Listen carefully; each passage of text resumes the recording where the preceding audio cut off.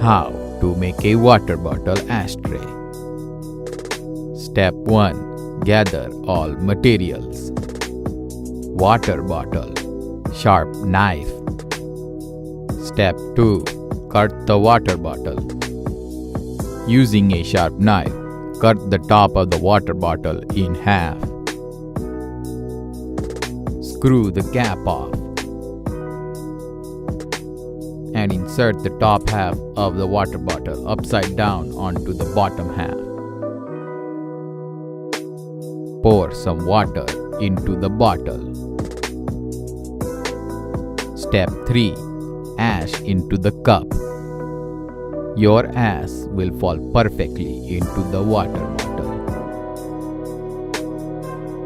Drop into the water bottle to extinguish the flame.